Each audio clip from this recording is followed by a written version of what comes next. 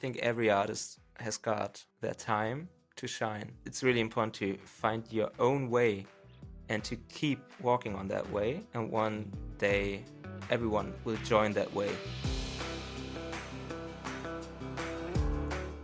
Hello, welcome to Stories from a Room, a So Far Sounds podcast where we explore the inspiring journeys of incredible artists we love and the stories that shape their creativity.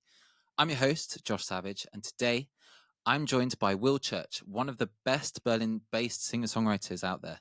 His music has amassed over 120 million Spotify streams. He's worked with big names like Paradigm, James Carter, and Junge Junge, and gained widespread recognition with his viral four-buzzer performance on The Voice of Germany in 2021. Will, thanks for coming on the show. It's so nice to meet you. Hey man, it's been a while actually. It really has. It's funny, even though we're in the same city. Yeah. Yeah, I guess we're just so busy now, right? So yeah, and actually, even though you've played a few So Far Sound shows for us in Berlin, Yeah. I keep missing. But you weren't there. You weren't there. I know. It just happens to be the ones I'm not around for, unfortunately. But how were they? Because, just for the listeners out there, so me and Will have a bit of history. My first ever tour in Germany, I invited Will to join me as my support act, and Will was also our driver all over the place. We had a great time, and that's kind of how we bonded, and are great friends to this day. Yeah, man. That was So great. So yeah, speaking of which, we're both so far veterans because we were playing a lot of living room shows during that tour. Oh yeah. As well. Yeah. I love doing that. And I'm so happy that you are right now that you're on Sofa Sounds and doing like these crazy concerts. Oh, they're gonna get crazy as well. Let me tell you. Oh, do they? Oh yeah, but that's the thing. It was crazy how many So Far Sound shows just collapsed in the pandemic naturally, and I was really sad when Berlin stopped because So Far Sounds was a great platform for me as an artist and got me to the bigger stages. And I have a history with doing So Far Sounds shows in the UK. So someone had to bring it here. Didn't you have the record for the most shows? So I've played 102 So Far Sound cities myself, and it's not actually the Gander Boys who played for us in Berlin as well. They're incredible. They really put a smile on your face. They've played 250 something. However, most of them are in London, so I still hold the record for playing the most different cities. I'm nearly at 50 now. Nice. And yeah, how many so fars have you played? Have you just played Berlin, or did we play some on tour as well? I can't remember. I just played 2, I think 2 or 3 in Berlin. I'm not so sure. Yeah, in Berlin. I will have to get you around the world playing them too. Well, before we jump down that rabbit hole, let's tap into you and your early beginnings. You're a Berliner, right? Yeah. You could say that. Like real Berliners wouldn't say that. Why are you not a real Berliner? No, not real. Not really. Like, but Why real are you enough. Fake Berliner? Yeah, real enough. Yeah, I used to live in Brandenburg, very close to Berlin. Like, yes. Yeah. We always went here for partying, like just 30 minutes train ride, and then we're at the club or something. And now you live here and don't do any parties. Yeah, exactly. That's what I do. Actually, since the pandemic, I never been to a club again. Okay, I need to drag you back to the dark side. Yeah. To be fair, I don't have time for partying myself anymore. So far, sound shows are basically my version of partying these days. Yeah. Cool. So, tell me about growing up in your small town near Berlin, and how you ended up getting into music. Yeah, it was actually. It's not usual that you end up in the music industry when you come from my little town where I used to live. So yeah, my father is a really big music fan, and whenever whenever we were in the car, we used to listen to music that he liked, which was more, how would I say that it's it was lots of Ozzy Osbourne and Metallica and stuff like that. Yeah, yeah, he really loved that. He also listened to all kinds of pop music too, but that was the kind of music that he basically first introduced to me. So my first record I ever owned was the Saint Anger one from Metallica. That was also one that I used to fall asleep to when I was 6 or 5 or something. Yeah, I loved that. Yeah, and that's it. Kind of was how I got in touch with music, and he always sang along in the car, and I wanted to do that too. And then he bought me records that I could listen to and sing along to, and then some German things, and um, yeah, and I just kind of found out that I always wanted to be on stage doing things when I was a kid. But first, I just wanted to be when I watched Titanic. Um, Someone told me that Leonardo DiCaprio is like super rich and that it's all kind of fake, that he's not really drowning in the sea, and that it's just acting and that that's a job. And I was like, man, I'm always playing as a kid. Like I can do that too, so I can I can become a millionaire. And wanted to be an actor, and I always loved to, yeah, whenever we had like little shows in school, I always wanted to, yeah, have like the main role and stuff, and always like to be on stage. And Center of later it turned attention. into music instead of acting. Yeah. Why did it turn to music instead of acting?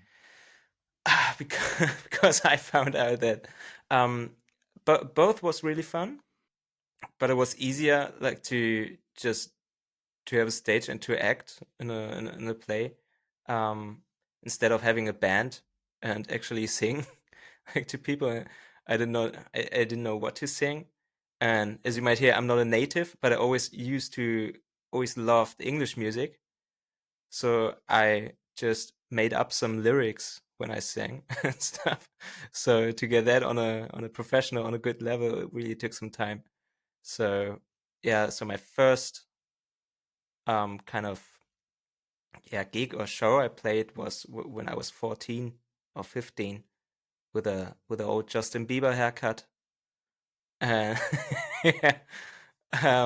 Yeah, and actually I sang a song that you might know too, "Chasing Cars" by Snow Patrol. Oh, of That was my course. first song I ever Classic. played live. Really? Yeah, yeah. Oh, it was one of my first, yeah, as well. Ah, yeah. Yeah, it was my first. It's still on YouTube, I think. Um, Really? We have to yeah. find this. Yeah, sometimes I take it offline, but it is there. I decide when it's online or not. So how do we Yeah. find it? What I do we can have s- to type? I can send it to you. I'm not Well, sure for if you can for, find for it the right now. listeners, for the listeners, For the listeners, Broad um, Church, oh, is it actually Justin Bieber. my old name? Justin Bieber sings Snow Patrol. No, I think Oh yeah, of course. Chasing Cars. Mm, doo-doo-doo. No, you can't find it right now. Can you put it up exclusively for us? Yeah, I can do that. Beautiful. Fantastic. So now, guys, you know where to go to see where it all begins. Yeah. Fantastic.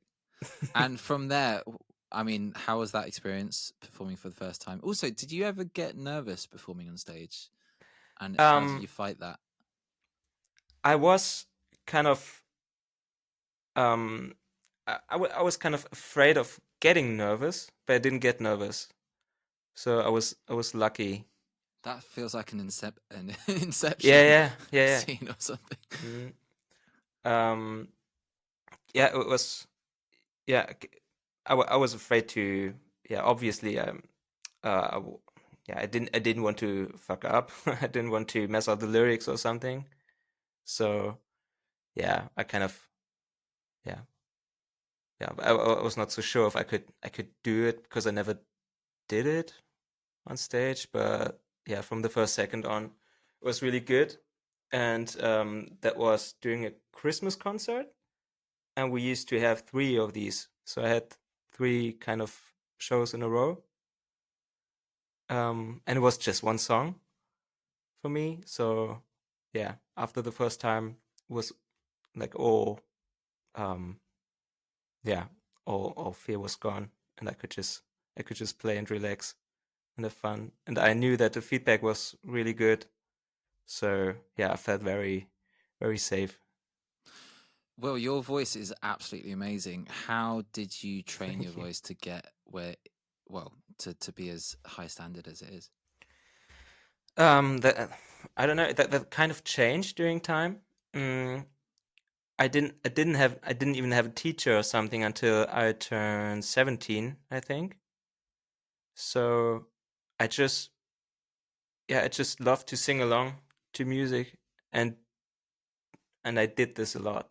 I mean, if you sing for 2 hours a day straight, then your voice, yeah, it will get better.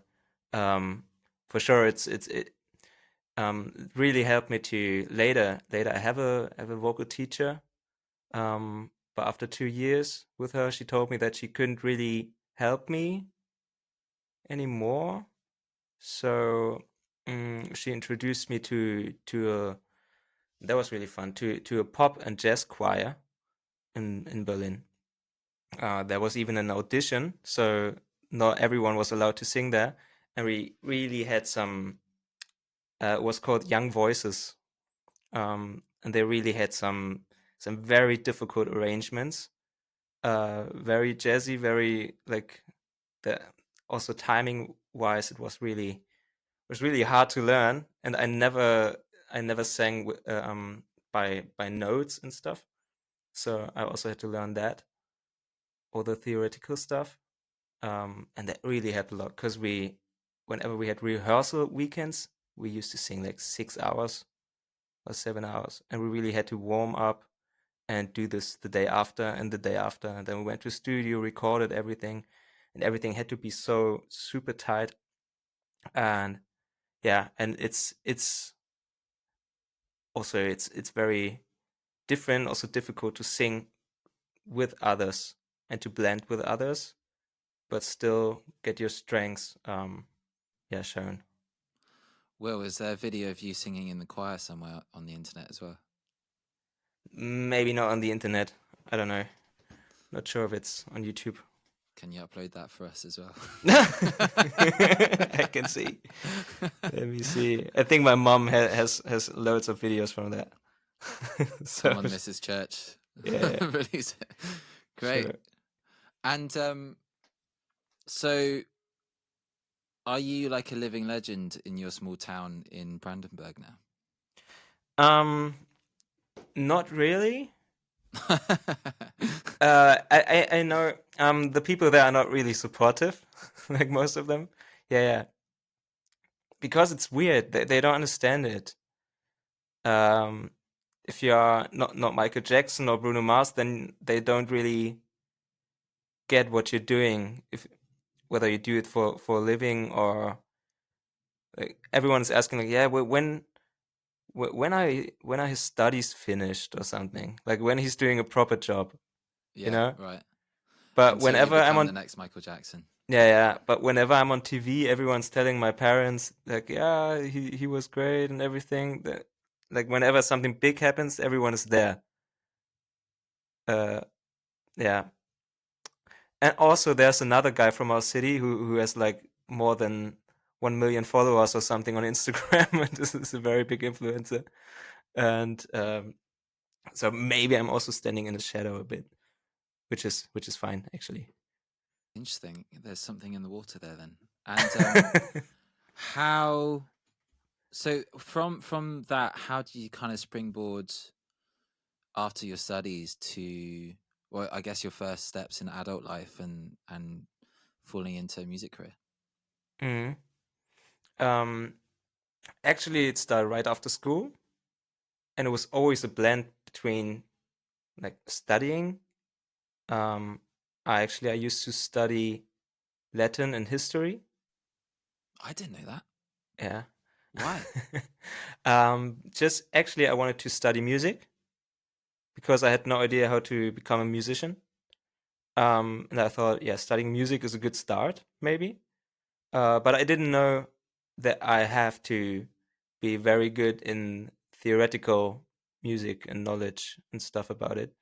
Um, and I was not really good enough to do that. And also studying like, music studying in Berlin is very hard because there's just um, there are two ways you can pay lots of money to a private music school and have like a pop yeah, you can study pop music producing and stuff. Is that like the Mannheim one? Yeah, the Right. Pop Academy. Yeah, we also got this in Berlin, and we got the BIM. This I think this is also in London. Yeah, and these all cost lots of money, which is crazy. Also, there's the classical way. You just study music, and then eventually you become a teacher or something. Yeah, and I was not good enough for that, but I wanted to be in Berlin, because I just started to getting like a network in Berlin to have some friends there, and also I did loads of street music, which was a big part of my life actually. And Berlin is the best city to do that, or was the best city.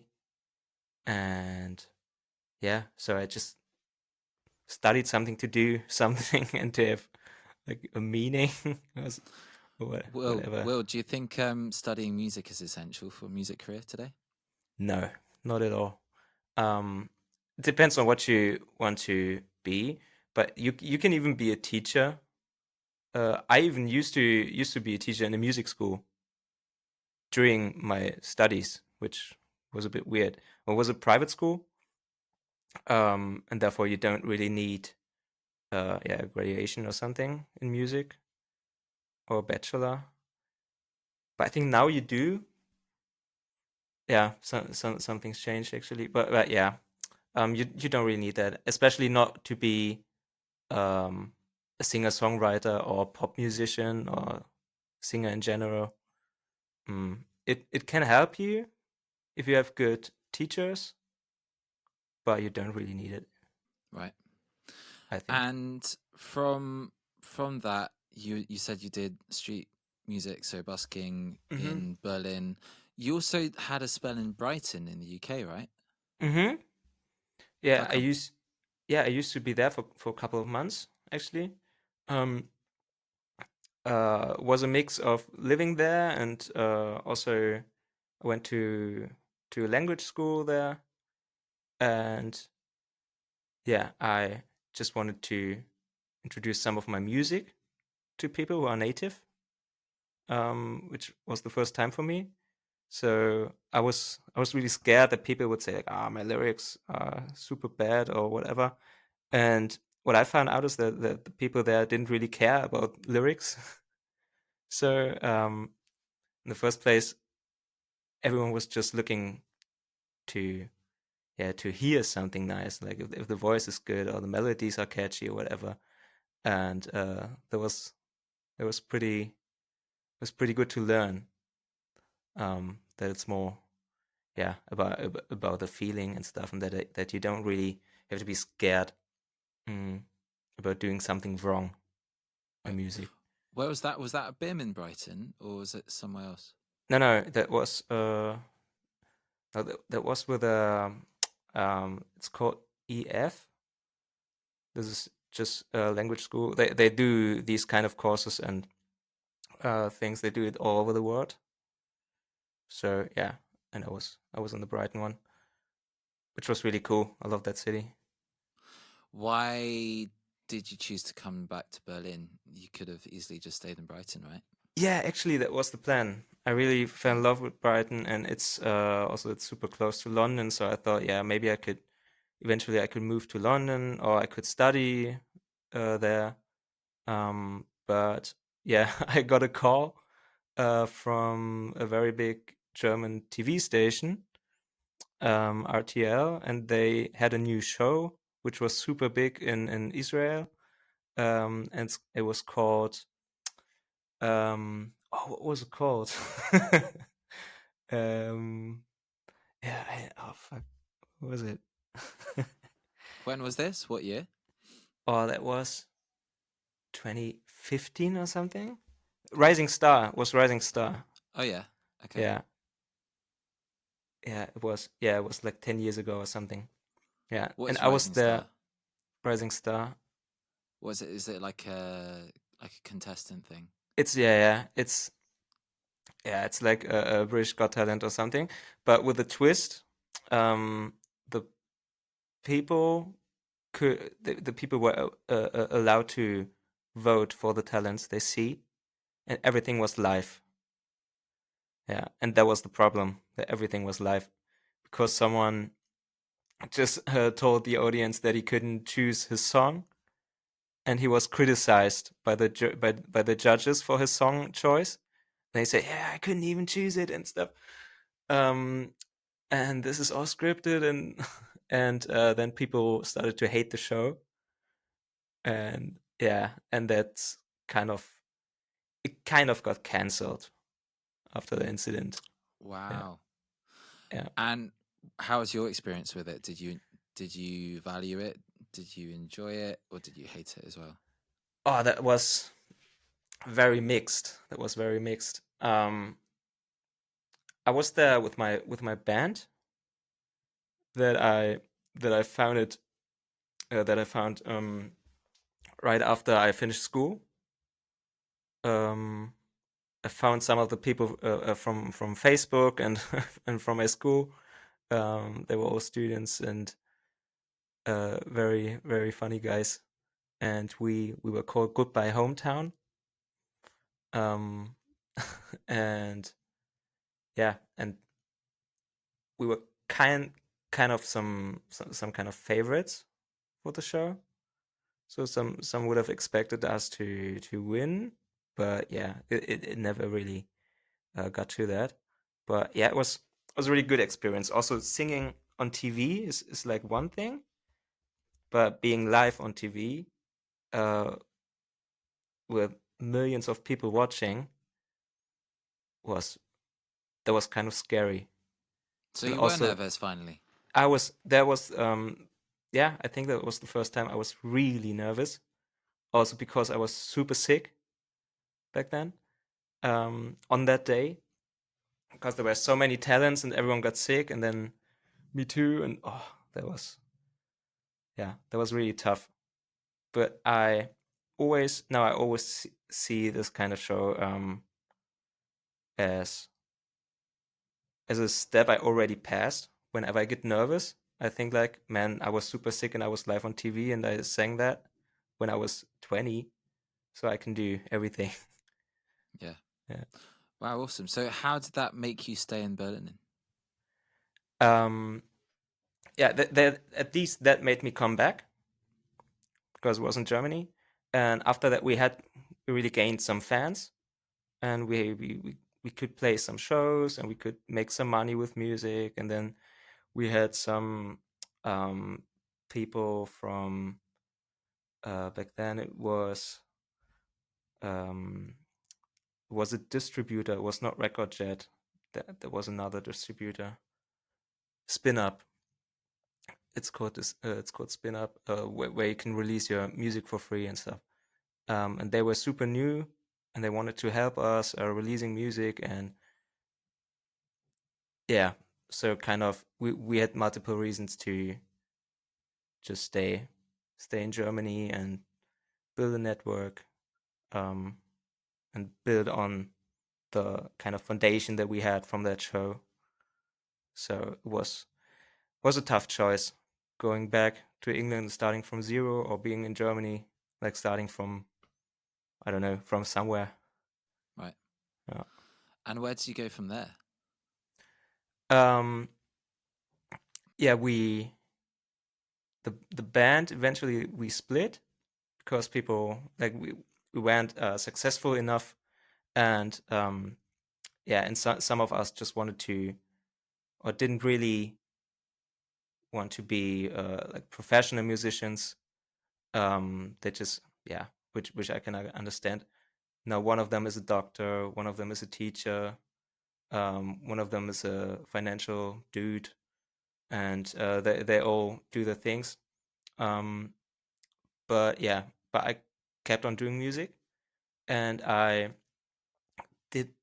played all the shows there were to play, and eventually I found out that there was a thing called School Jam, which is actually more for bands, like a band contest. Um, and I took part there without a band, just with a loop station, and I played, yeah, just some songs in a Berlin final. Like, you have to qualify for the final, and then in the Berlin final, I won the final, and then got to the German final in Frankfurt, and there were all the winners from all the lands in Germany. And then I I didn't win there, but I met a guy whose name was Jules Kalmbacher, and he's or back then he definitely was one of the biggest producers in Germany, and also pretty young, in his mid-20s, I think. And he really liked my music, and he just came backstage after I played there and asked me if I wanted to come around and, yeah, and work with him and the team and the band and do some demos and stuff. And that really was a massive turning point. Yeah. We went there, um, and yeah, and recorded some demos with a band, which was crazy. We just had a little, basically like my room here. We had a little room, and I played them some songs I had, like 20 to 30 songs. And whenever they liked the song, they started to play along. Like, we had a drummer, bassist, guitarist, and one guy for some special effects. And I also sang and, yeah, played guitar. So when they liked the song, they started to, yeah, to join in and started to play along. And when they said, "Oh yeah, that felt good. Let's record it," and then the second take we recorded it live. So we ended up having like 15 songs, live recordings from my songs that I wrote alone at home.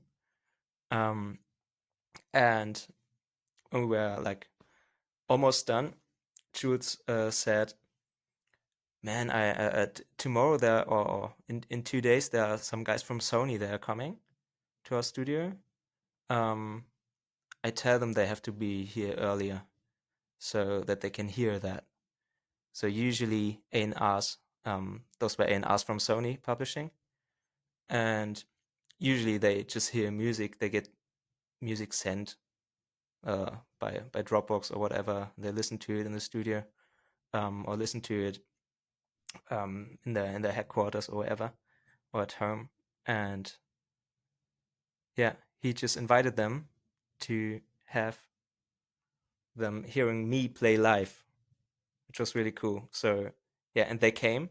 They sat on the couch with headphones and the same mix we all had, and yeah, and they were really, yeah, kind of stunned. They really loved it, and yeah, they asked me if I wanted to sign to them. Yeah, a couple months later. So that was when I signed to Sony Publishing. When was this? What year? Oh, I don't know. This was such a crazy time, actually. There was so many things happening. I don't know. I think it's, yeah, it has to be 2016 or something. Oh wow, okay. Yeah, there were so many things happening. Like, I was early 20, 8 years ago or something. Yeah, can't really tell. I have to write a book someday, like, just to get all the times down. The World Um, Church Bible. yeah, yeah, and yeah, I just got signed by Sony, which was really crazy because at that point I didn't even know that people didn't write their own songs. Right. I I was That's a really good point. I don't think people understand that yeah actually artists writing their own songs is actually a bit of a novelty. yeah. Uh, Everyone I told that they couldn't believe it. Like, and now it's just normal to write with other people. And actually, I also met you through them. Through that, yeah, Yeah, that's right. I remember my manager at the time had connections with Sony, and I remember the suggestions. The most co-writers I was shared yeah, with, I'll be honest, I didn't like most of them, but yours really stood out, and I felt was like really represented my sound too. So, yeah, yeah. we wrote some bangers. What did we write together? We wrote "Someone to Miss." We wrote an unreleased one, which Mm, that's on my to-do list to bring to the light of day as well. yeah, Yeah, we're gonna make that duet, aren't we? So that's gonna be sick. yeah, yeah. And I feel like we did a second one that I We released did as a well for some second. reason. We did some other ones. Sometimes when I'm Awesome. scrolling through all my voice memos, uh, yeah, I think I found something that we also wrote. Gosh, so many songs now. Even though they're like your babies, it's easy to forget them as well. Yeah. Um, we can tap back into that later. Mhm. Awesome. So, um, cool. So, how did getting a publishing deal help you as an artist? Um, yeah. Usually, nowadays I would tell everyone like be cautious with that. Like don't sign like the first offer you get. Really be careful and really look if it can help you or not. But in my case, I had no other options, and I felt like, and it was like, um, I just skipped like 3 steps. Usually you sign, or usually you have a management, then you sign a very bad publishing deal, very small one, then you sign another one, a better one, and then eventually you sign a big publishing deal, like with Sony or Universal. And yeah, for me, that I didn't have a management uh, until today, actually. Um, and I and yeah, and I just got that offer. They give you some money ahead, which was really good. Which was also, oh, sorry, which was also the reason I could stop studying, at least for 1 year or two. So yeah, I felt safe doing that then after that, which really helped a lot. And they connect you with people you would never get in touch with otherwise. People who wrote hits, producers who just produce your songs for free, basically, um, and also to other singers, uh, yeah, who might take you with them on tour, or yeah, or write songs for you, and you write songs for them, and they sing them. Then yeah, you build a network, and I built a massive network through them. So yeah, that really helped me. Like everyone I know is because of them. Right. Like yeah. And but it sounded like it wasn't a great deal. Do you regret taking that deal? No, I don't regret taking it at all. I was just I was really unlucky because the two guys who signed me right after I signed, and the whole process took like 1 year. They already booked sessions to me before I signed, and they connected me with people. Then I signed, and 2 weeks after that, they were gone. The A&Rs, they The left, right? A&Rs, Yeah. yeah, and the A&Rs are the people who work for you and book sessions and listen to your music and try to see where they can, yeah, kind of plug your music to. And um, yeah, so they were gone, and I had some new A&Rs who were not so much into me and into my music. Um, but yeah, they still did something. But when after the second year, I think the whole pandemic started, and I was really not into doing all these yeah, remote sessions. So now I actually love it. But back then I was really not open to that, and I thought, yeah, these 2 months I can just do without remote sessions, and then it took like 1 or 2 years. So um, yeah, so all all the A&Rs who were there and who I knew, actually, I think they kind of forgot about me because I couldn't do any sessions for 1 year.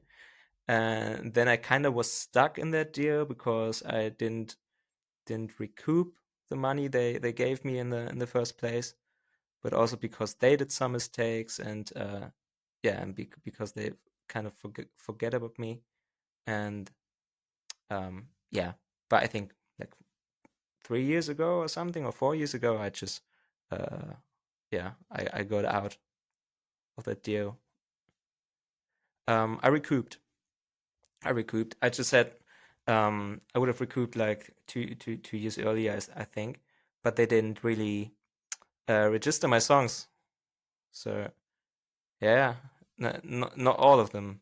Um, which was actually a bit weird. But it's you think you always have trust in such big companies, and you think they know what they do, and yeah, they would do it eventually, but they never did it. So then I always had to remind them.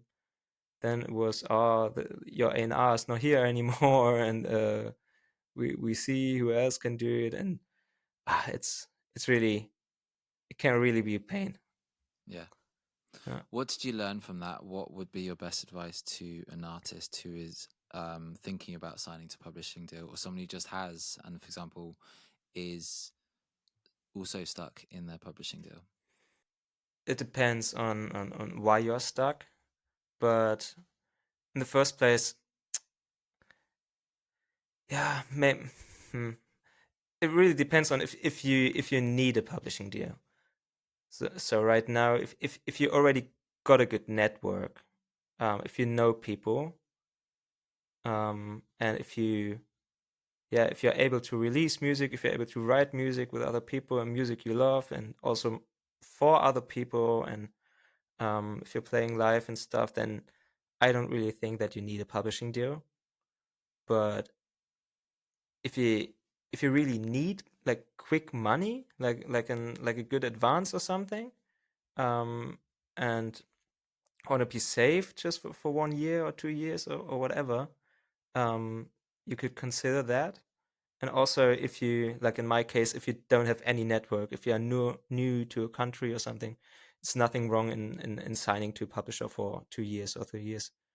Um, or yeah, or even with some options or stuff. You can also uh, nowadays you can also just sign for a couple of songs that you write for them, and after that you are free. Yeah, it's just important to get your deal, uh, yeah, in a way that suits you. Yeah. Cool. So now onto the live performance side. So it sounds like the publishing deal opened up a lot of doors for you. Did it open many show opportunities as well for you? And are you still performing today? Um, yeah, it really got me started to. I learned some musicians from learned to know some musicians from Melt booking. I don't know. I think I think Melt booking doesn't exist anymore. But back then it was one of the biggest booking agencies, and I used to play some support shows for Ausgear, or for Nila, who's a Finnish artist, and they were signed to Melt Booking, but they got a support act from Melt Booking for their shows, but they didn't like it, so they asked me to play it. So, and that was how I got introduced to Melt Booking. Um, yeah, and they were about to do more things for me and more support shows, and if they go well, like I could do my own tour and stuff. and that was a really big opportunity. But then the pandemic came, just right after that. I think the last show I ever saw before the pandemic was yours opening for ASCII, Oscar. actually. Yeah, Yeah. yeah, Wow. yeah. That was one day before the 1,000 capacity venues got closed. One day before that. Wow. Yeah, That's that crazy, was. isn't it? Yeah, Just how our whole lives just entirely changed. yeah, yeah, yeah. Actually, for me, it came at such a good point because I the whole year before that also we were on tour, and then some more support shows and stuff, and I was constantly working and being on tour, making music for 5 years or something, and then I thought, oh, right now, um, I think now is the time to have like a 1 month or 2 month break. Just So you had 2, 3 years instead. yeah, and it ended up being like 1 year at my parents, becoming a FIFA pro. Yeah, that was really that was heavy. What do you prefer the most? Do you prefer songwriting or performing? Performing for sure. Really? Yeah, yeah, I love Ah. performing, but I think I need both. I need good balance.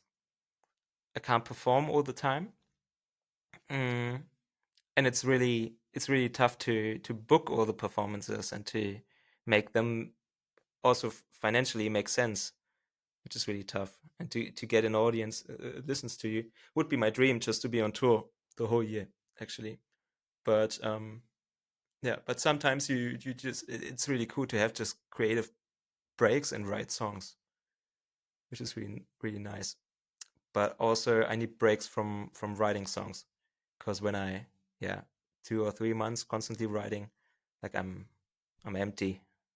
I run out of ideas. I can't remember who came up with this analogy, but it's like filling a well, isn't it? It's like, and Mm, once you're songwriting, you're picking ideas out of the well, and yeah, then it gets empty, and you have to live life again to fill it yeah, exactly. again. Yeah, that's what you do too with all your travels and stuff. And touring is a great way of Yeah, coming up with new stories. yeah. Cool. And so let's go into, well, the pandemic just happened. Now I guess it makes sense to go into your first steps in the voice of Hmm. Germany, because that was kind of during the pandemic, right? Yeah, it was in the middle. We always had to do these bloody corona tests and stuff, and for every rehearsal and whenever we went in that building, it was a disaster. But yeah, that was um actually the best and maybe the only time for me where I could like afford to do that, time wise and also release wise, because they block you for at least half a year, um, from doing any releases, which is tough as a songwriter during a pandemic when you can't do shows and stuff. So yeah, so that kind of was yeah the only gap I had to do that, and yeah, it was really cool, uh, to be there again, and also um, I was really lucky with my song because I didn't know it before. We I sang Arcade, by Duncan Lawrence. Can you give us a little taste? It's the all I know, loving you is a losing game. Yeah, it's I think he sang it on the Eurovision once. Yeah, I never heard about that song actually, but yeah, and we had a big list of songs that we could choose from, like couple hundred actually, and then you pick your top 20 or top 10 and then your top 3, and my song was not even in my top 20. Um and when I went there for the pre-castings before the blind audition, uh someone asked me to sing that or to learn that, because he thought yeah, this could be a nice, this could, yeah, with your Well, he was voice right. could be Yeah. good. and he was super right. Yeah, yeah. So yeah, so I learned to love that song. What I love about your voice as well is just your falsetto. It just sounds like a bloody violin. It's incredible. Thanks, man. Yeah, and the song has got lots of falsetto, and I even did a higher note on the falsetto than the original, and so that really went well. And it's still, and it's crazy. It's 3 years ago now, I think, and it's still, or 4 years, I don't know, and still it's still going viral on Instagram. Um, Sadly, not through mine,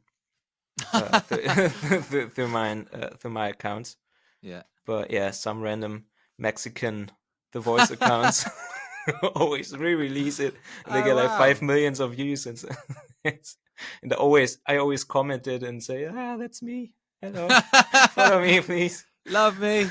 Yeah, yeah, But what a huge achievement, Will, and well deserved too. yeah. Thanks, man. And so you seem to be becoming an expert on these voice TV shows. Yeah, How was that experience, and how were the next steps? I know you also didn't win, but were close. Sounded like that was kind of a good thing. Tell me more about the rest of the show. yeah, yeah. The show was a bit weird actually, mm, because I, like, everyone loved me, and all the voice, all the viewers and all the followers, they were all like, I was one of the favorites, like one of the top three. Um, you could also tell viewing wise, on YouTube they all upload the performances, and yeah, but um but I lost my battle after the blind audition. There's always battle, and then live shows and whatever. So, what Uh, is a battle? yeah, it's a 1v1, but with vocals. Hmm. So we got a song, and you sing it with a partner, like in a duet, but only one makes it to the next round. Okay. Yeah, which is a So, bit weird because how do there's, you win? huh? How do you punch someone with your voice Yeah, to I win didn't. the battle? um, yeah, you just sing it, and then the judges say, yeah, it's, you were better, or whatever. Okay. So it's a Yeah, judge call. It's a yeah, judge it's decision. Okay. very, yeah, it's a judge call, and they thought that my partner was better. Um, but then there's this weird thing about the Voice of Germany. They can steal you if you lose on one stage. Another coach can come. There are 4 or 5 coaches. Another coach came and s- stole me and prevented me from, yeah, from being thrown out. So yeah, so I kind of got into the next round or rounds, because in my case there was something called comeback stage, which felt like, was almost like we were thrown from the big stage and straight to Berghain or something, like in a dark floor, like in a back to the basement, and then yeah, and we had to make it back up to the big stage. So yeah, that was really not very glamorous, and those stages were just shown on YouTube. You don't like And Berghain, Will? huh? You don't like Berghain? Yeah, not Have you really. been to Berghain? Once, yeah. So what? Tell the listeners what's the top secret for getting in. How did you get in? I did get in. Yeah, not wearing something weird or pink or whatever, like more being blackish. You look great in pink right now, though. Yeah, that's true. It's my new color. Yeah. Oh, what do you mean? Sorry? Oh, what do you mean? Which secret? Oh, just because it's impossible to get in, right? So, Ah, yeah. so yeah, Yeah. to get past Sven. I think got harder. It's really been a while. For listeners who don't know, Berghain is the most infamous club in the world, actually, and it's a techno club. It's got an amazing sound system. but it has a very picky bouncer. If he doesn't like the look of you, he just says not today, and then you have to, yeah, well, find somewhere else to go. And you can sometimes like queue for like 4 hours, and people do that in like Mm, the peak of winter. And yeah, so because of that, it's like very hyped, and people love to go. Um, yeah. so, but yeah, but not for Will Church. Yeah. It's not his cup of tea. Yeah. Yeah, and I was then I was in the voice basement and sang some songs and didn't make it to the semifinals. Right. So, yeah. And how's the That- experience? Did you enjoy it? Are you Yeah. glad you did it? Yeah, I think I don't regret it at all. I think could have been a bit better. I think like every, all the things behind the show, like the music industry um, part of that, is really not good because not even the winner got a deal or got any money or something. You can't even win money, so it's sometimes I really wonder why people go there. Like for me, it was I had no options, and I thought, yeah, it's the pandemic, and it's the best thing I could do. It's one of the biggest stage you can stand on, and it was completely was perfect. But beside from that, um, I don't know, I don't know reason why you should go there. I mean, you gain some fans for sure, but most of them are more like The Voice fans. Like every year is a new winner, and every year there are new talents, and every year there's another Will Church who goes viral on Instagram on Mexican Instagram accounts. Like you know what I mean? Like people always follow these new people, and you get forgotten quite quick Yeah, if if uh, that's all you are. If you're just the voice talent, like you have to make more steps. yeah. Yeah, Well, it doesn't sound like you even need it. Like you've had amazing streaming success with your notable releases. Like Riverside now has 25 million streams. Enough has 8 million streams. Um, doesn't sound like you even need a record deal or anything like that. So, tell me more about the story of Riverside and yeah. Enough. Um, yeah, Riverside is actually it's such a fun song and was one of the first songs I released. It's sorry for talking so much about the pandemic, but That's fine. that's really like It's such a big the part of our time for me. lives. Yeah, yeah. So yeah. And for me, it was actually career wise quite a good time to Wow. like. It's really weird to say because I couldn't play shows, but I started to focus on releasing music.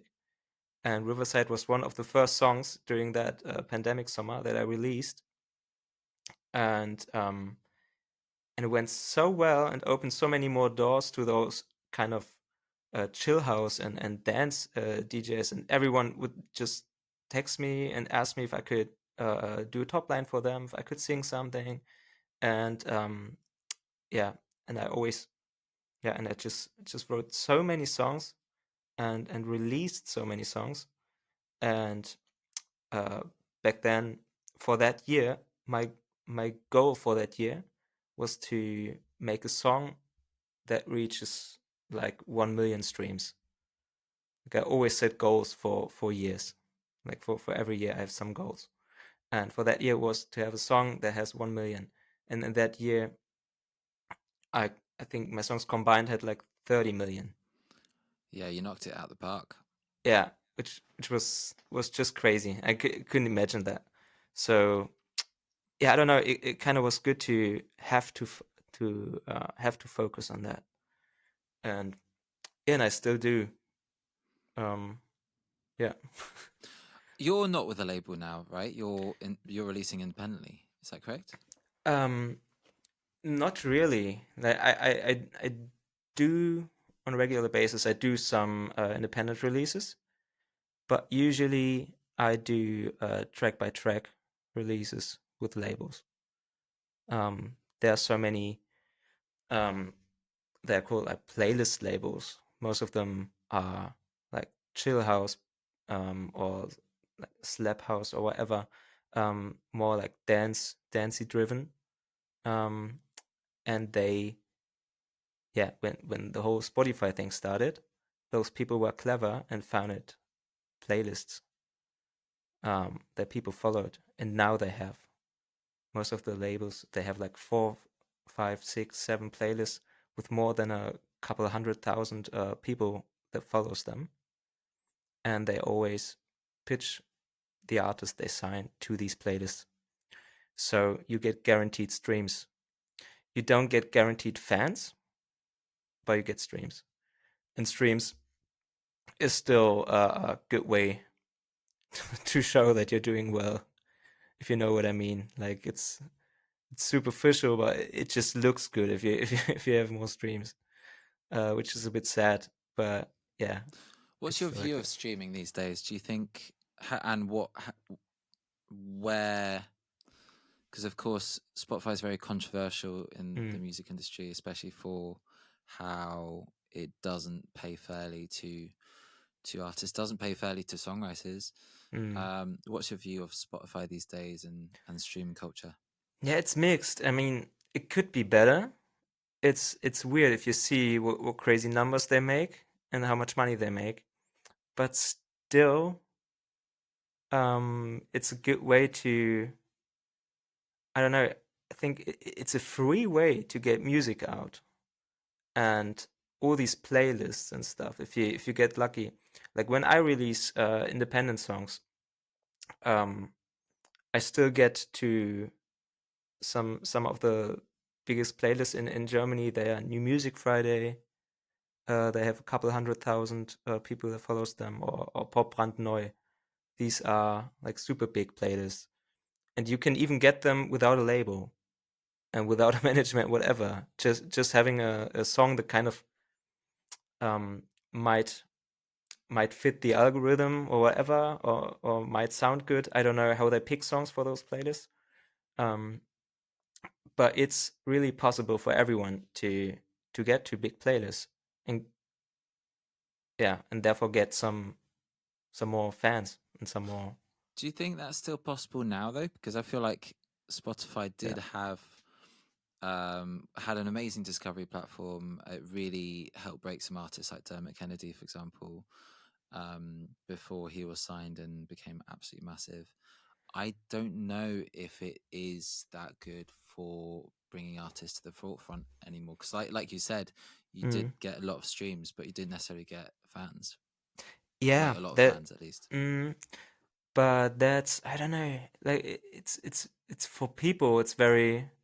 It seems very hard. There are so many musicians, and to follow musicians who are usually not really good at doing social media. Um, it's a big step to follow an artist, and I also do that. I tend to do that.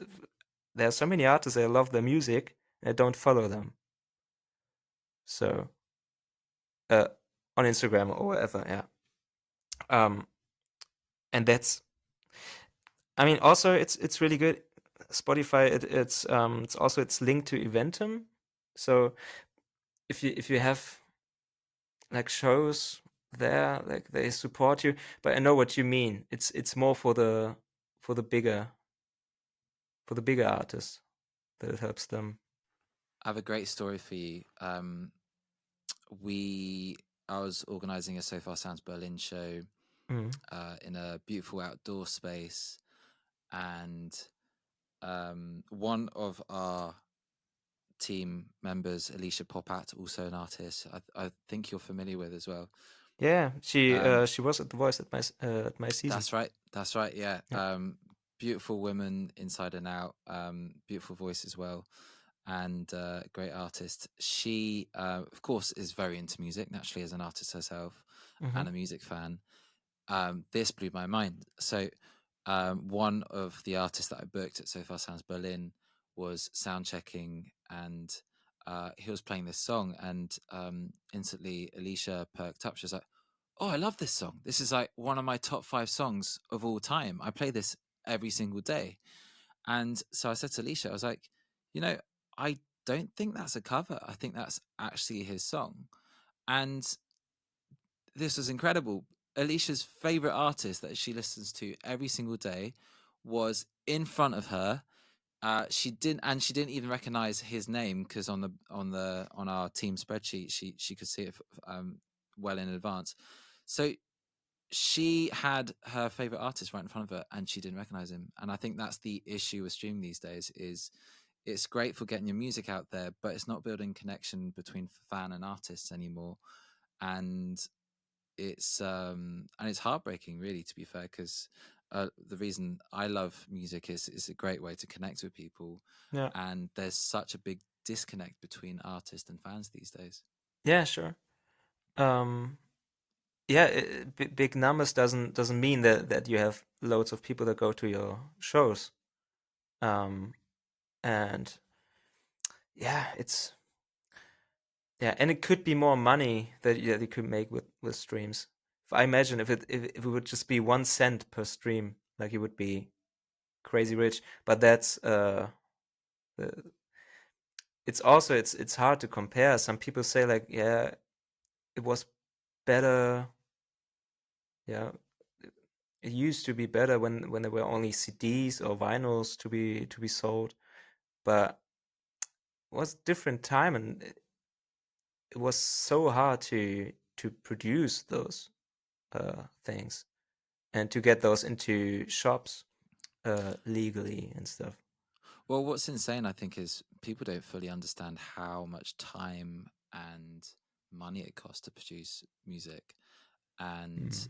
now we have unlimited music at our fingertips for free, which is a good thing. And it's great for people's mental health and including my Mm. own. I'm a big listener as well. And I love that I can listen to anything. However, I think people, I think the biggest issue in the music industry and why music is so undervalued right now is um, because yeah, people have so much music. There's an unlimited supply of it, so people now the mindset I think is that music should be free and music is worthless, and really it's music is priceless. Like if you think about how it plays such a big part of our lives, and I think Spotify did a great thing to fix music piracy um, way back when. However, I think it's outdated now, and we need a new model that supports artists better and songwriters. And I'm wondering why don't we have a platform like Audible, for example, where we have a limited supply of music, where you can still listen to your favorite music, but you have to choose a bit more, and it's a bit more of a conscious decision. And then you have a credit system. I think that's the way to go to kind of to make it to bring a limited supply so that people value music more. Artists can survive from their music. Like it's Mm. insane how many I don't even know how new artists even make a living or even grow their careers these days. And that's partly what inspired me to bring So Far Sounds back to Berlin. Mm. Yeah, that's such a tough question.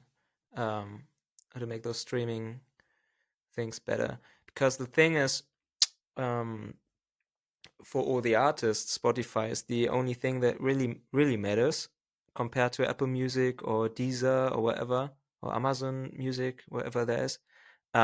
Because usually, I mean, I make like more than 90% of my streams I make in total are from Spotify. And this is for most of the artists.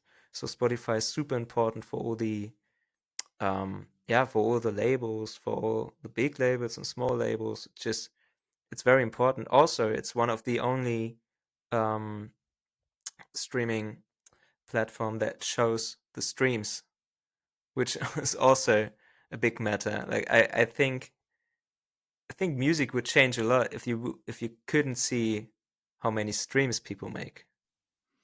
Why do you think that matters? Because, well, I was gonna say when you listen to CDs, you couldn't see how many times it was streamed. But I guess back then the stats were based on how many CDs were bought.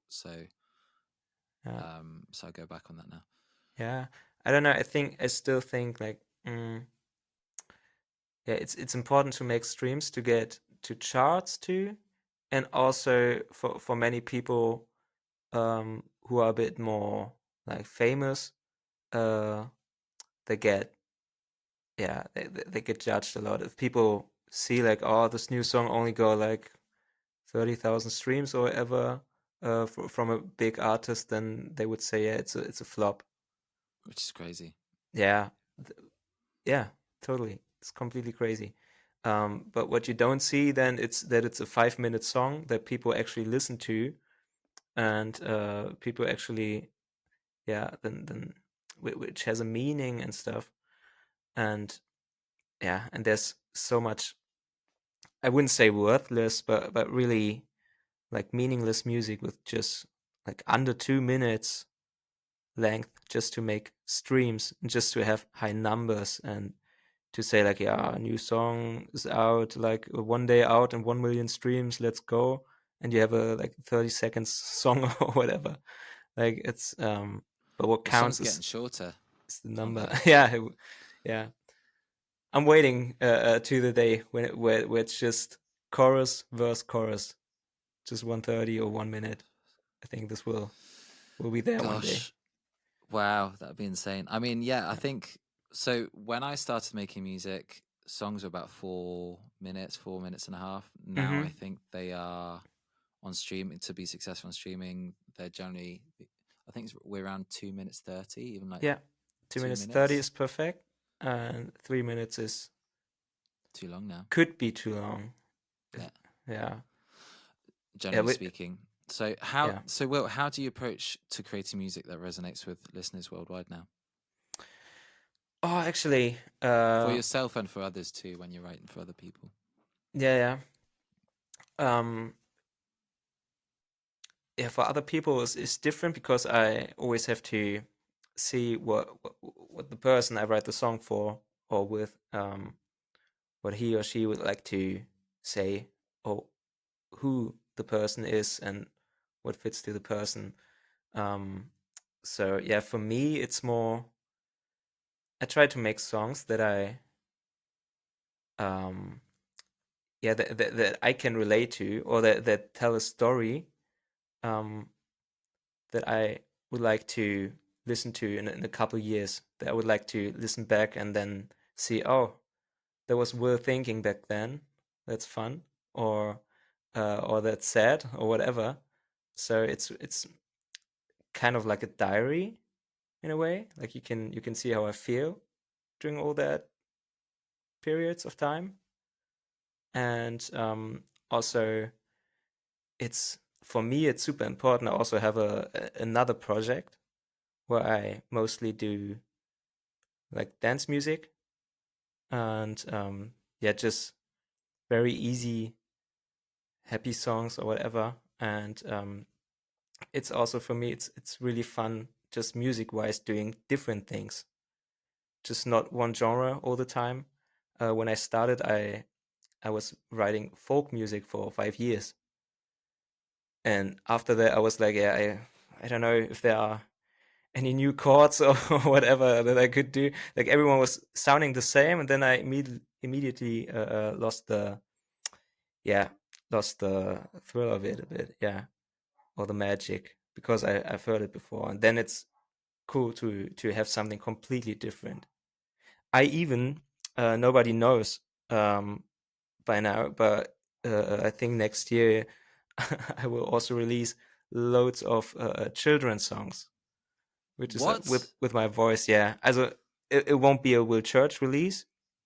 I release it with a children's song label or publisher, Oh wow. and it's it's just so fun doing these. Like sometimes I don't. It's like we sing "All My Little Ducklings" or "Twinkle Twinkle Little Star," whatever, or some German children's song classic, and turn them into English ones.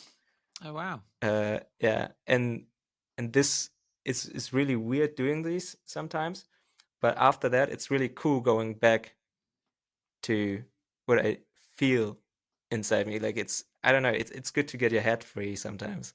Yeah, yeah, yeah. And just try something different. Yeah. Awesome. Love that. And I guess as well, how do you connect with your fans these days? Oh, it's really tough actually. I try to connect. Mm, I would love to connect in person on tour. The last 2 weeks, I had two really big shows with Kamrat, which is a German pop act. He also was a judge at The Voice last year, and yeah, and he had a big tour, and I was allowed to play 2 or 3 shows for him as support act, and it's just great seeing people and coming back to the next show knowing all my lyrics, even though I'm not the main act, which is just great, and buying some shirts or whatever, and it just yeah, I love talking to people and saying thanks in person. But try also yeah shows if I have shows. If not, I try to do that through Instagram, which is like my main platform to yeah to talk or to speak with people. How's your relationship with content creation? Ah, yeah, it's difficult. It is there. It has to be there, and it's very important. It's a big chance, but also it's like um, it got it got too much. I think like if you don't post daily, like you already get the feeling like the algorithm forgets you or people because some people post daily and they get seen by everyone. How often do you post or Uh, try I, to post? I'm trying to I'm trying to do that daily, but I just can't. Sometimes there are just a couple of weeks where I don't post anything. So I don't know. It's I try to do it daily, and also on the all the other platforms on YouTube, which is actually a platform I really love. Um, yeah, YouTube or TikTok, and uh, it's the the thing is those things are not really made for musicians. It's more it works for musicians if big influencers use your music, then it's really helpful and really big. Like you can go viral with a song or have a flashy dance hit or whatever if someone dances to it. But how should I start a dance competition or something on TikTok? Like I can't do that. Like someone else has to do it with my music. So I don't know. And you? What's your relation? Right now, I'm like fully committed to building the So Far Sounds community in Berlin. So Oh yeah. I've been awful at posting for my own work, and I've kind of taken a step back from my own Yeah. music career just whilst I build this because I like to Okay. focus on one thing at a time and really like Mm. excel at one thing at a time. Yeah. However, I'm thinking when I get back into my music, I mean, what's beautiful with bringing So Far Sounds back to Berlin is Mm. it's inspiring me more as an artist, just seeing so much great talent Mm. on a regular basis. We're doing 10 sold out shows in February this month, Mm. which is a record for us, and spicing it up with some really cool, interesting venues. Like this is what I mentioned earlier in our conversation. What actually we're doing a So Far Sound show in a sex club next month, Oh wow. which is a so far first. But that's not So mine, isn't it? sorry, Is that my show? Like it's not. I'm afraid. okay. I think. I'm not sure if I'm afraid. But, yeah. It's very exciting. Mm. But I'm thinking when I get back to it, I mean, it's funny because when you do releases and stuff, you, well, traditionally you would need like a radio plugger, for example. And I'm starting to think now, Mm. actually having a content person with you is actually more important than a radio plugger. And especially Mhm. considering if you work with a radio plugger, you're spending thousands, absolute thousands, Yeah. for them to run a campaign to promote you. And it's like a lottery. It's like Yeah. it's an absolute lottery. They can get you nothing, and you still pay them like Hmm. a couple of grand. I think I've paid like 20 grand to radio pluggers over my career. Oh, I'm just starting really? to think, well, Yeah, yeah, but over my 10-year career. yeah. But I'm just starting to think, like, what if I spent that more on building my socials organically and having like a content creator Yeah. assistant? Because I think what's so hard for us artists with content creation is, Mm. I mean, music is vulnerable enough as it is. We actually have to like really dig deeper and show our appearance Mm. more and kind of show an extroverted version of ourselves. And I feel like most artists are introverts, and that's why we're shit at social media. Yeah. Yeah, most of us are only extroverts on stage. Yeah, That's why we do it, actually. But yeah, that's the same thing I thought. When I had these two shows, I had a videographer and a camera guy with me. So I have photos and videos uh, in all formats, like which is like you need so many things, and I have so many pictures of it, and I'm sure that by the end of the month, all my content is gone. Like then I will run out of content by the end of the month for sure. Yeah, so it's good to have a team that helps you with that.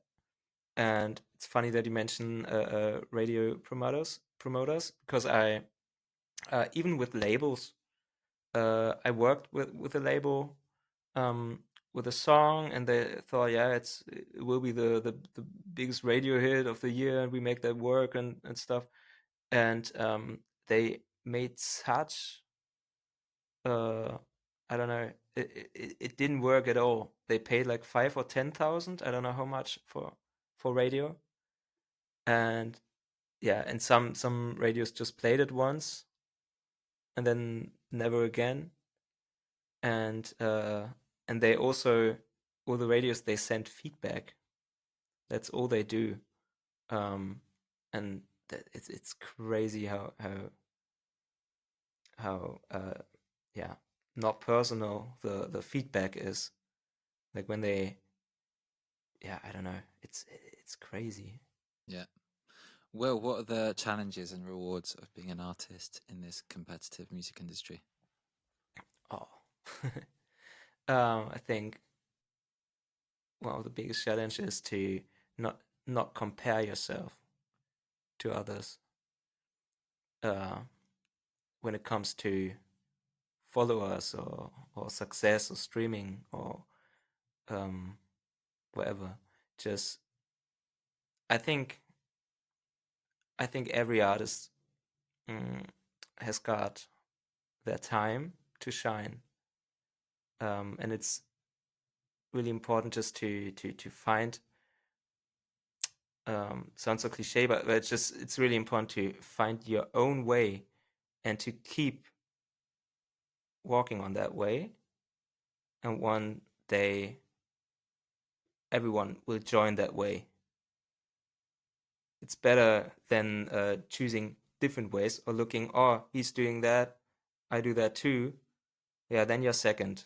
Then he will be there first, and or she's talking about there, or she's playing there and stuff.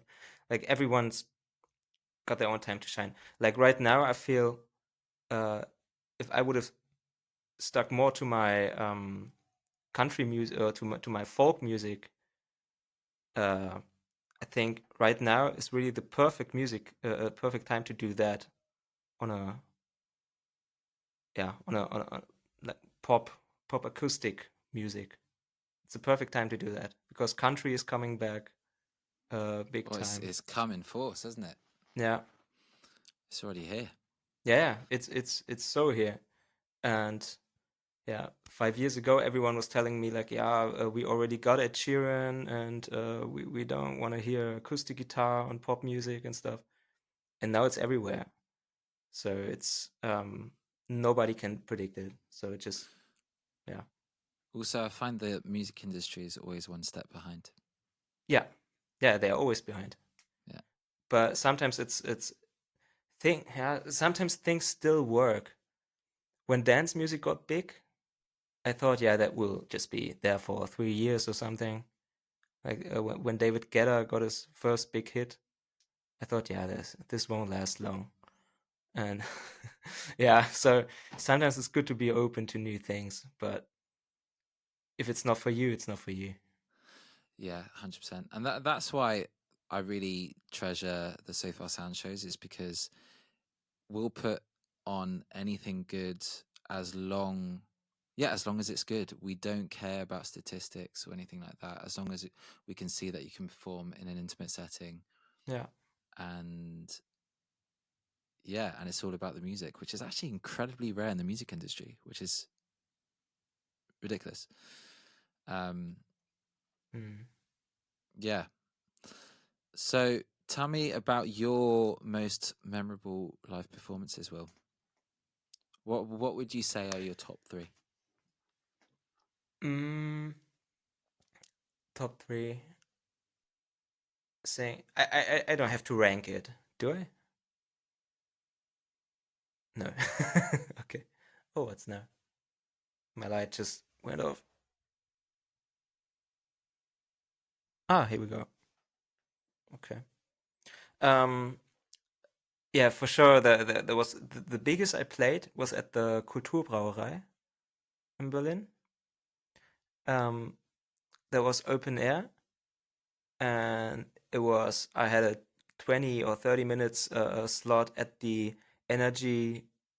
Mm, what was it called? Energy Music Tour.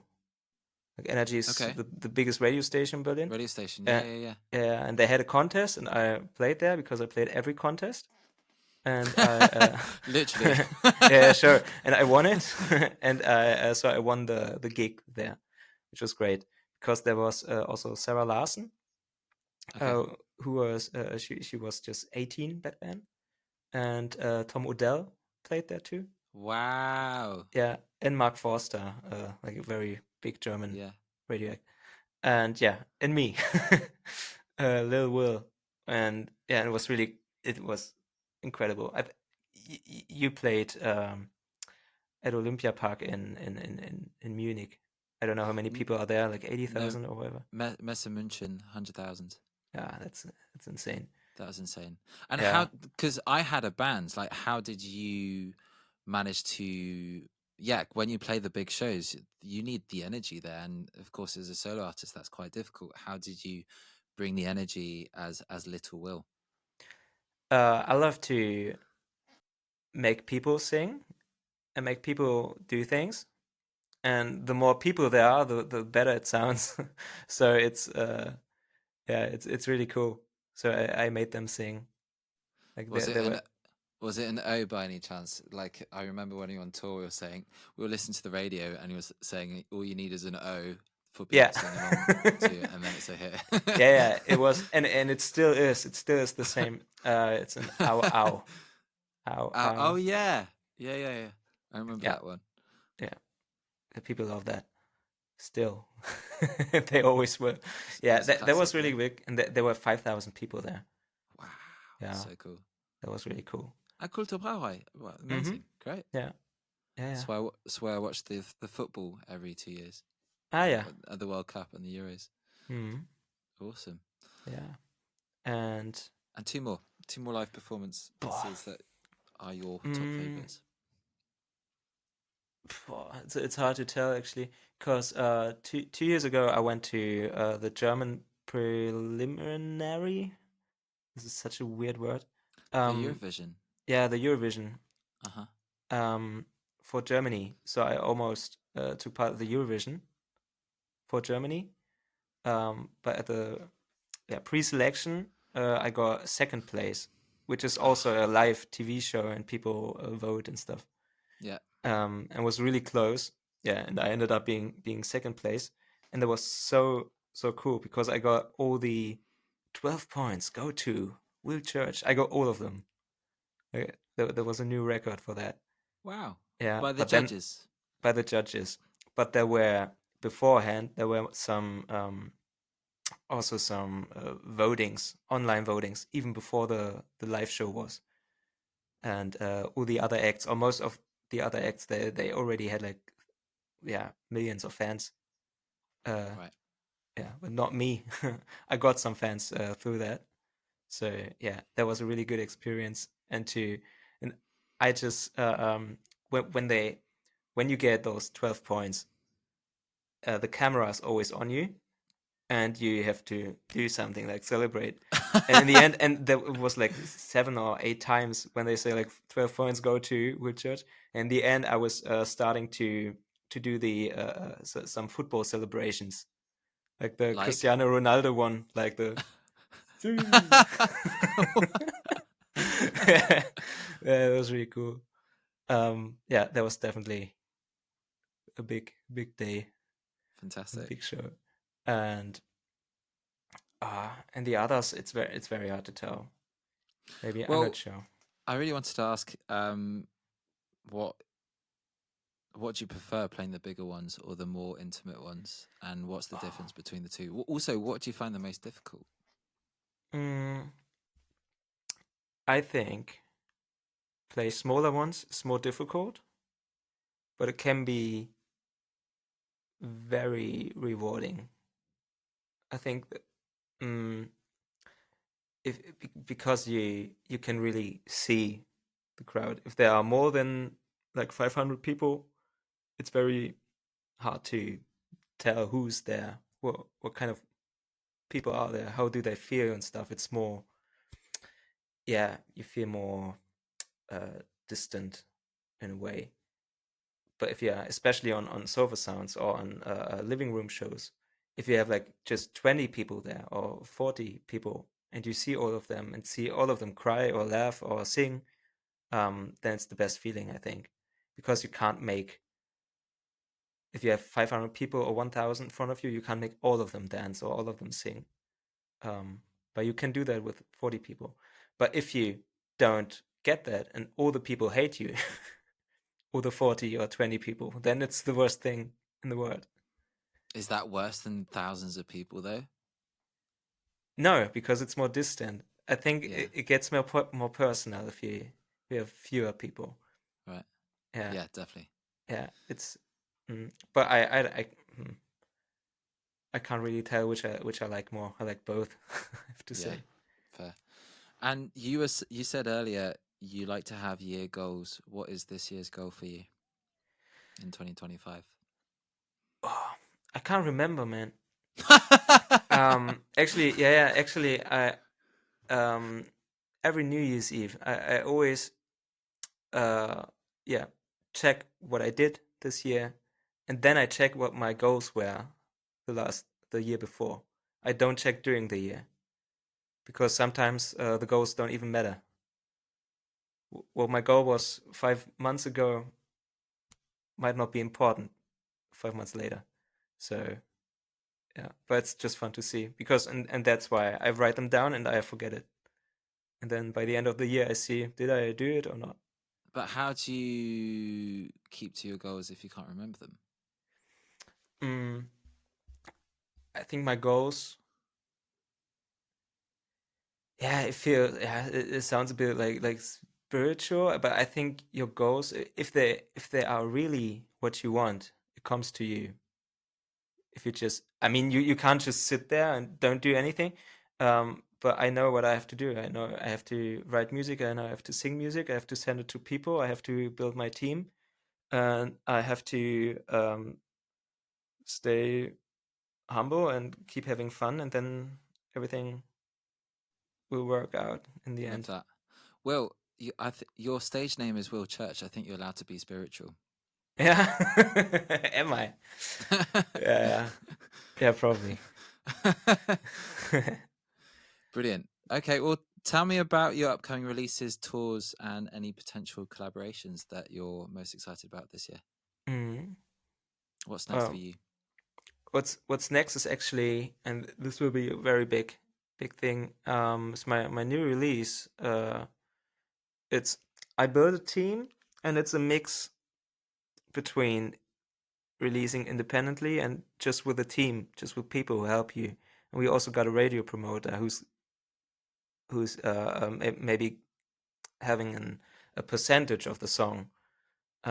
So he's more, so we don't have to pay him beforehand, and he's more into working for it. And he's a cool guy, and yeah, it's more working with friends and trying to see what it brings. So I'm really excited for that. And this will be out on is it 21st, I think. Of Let me check. February. Yes. Yeah, it's Fantastic. 21st of February. What's And the it's song called called? Hello. Very Hello. creative. Hello. Here I am again. Still So here. Hey. Adele, watch out. Yeah. Will Church is coming for you with his hello. Yeah, man. Yeah, that will be very cool.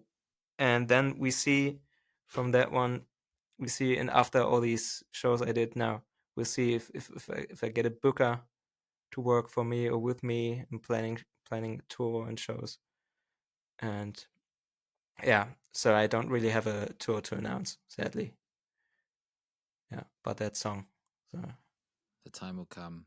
yeah. And how, through all the countless releases that you're releasing, not just for yourself, but for others as well, how do you stay inspired to create and to keep going through this roller coaster ride of a music career?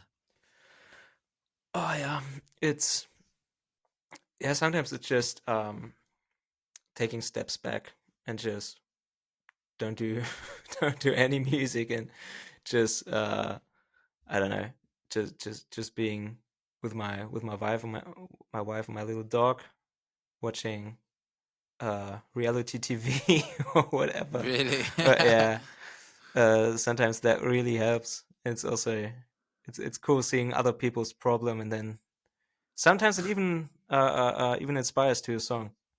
Yeah, So yeah, I don't know. It's just living life, just eating good things and being outside, doing doing sports a bit.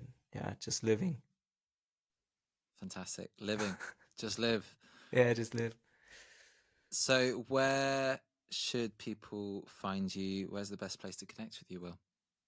Um, yeah, on the next sofa sound show, but I think Well, this that's podcast will sold be out, I'm afraid. So, yeah. Ah, okay, they yeah then.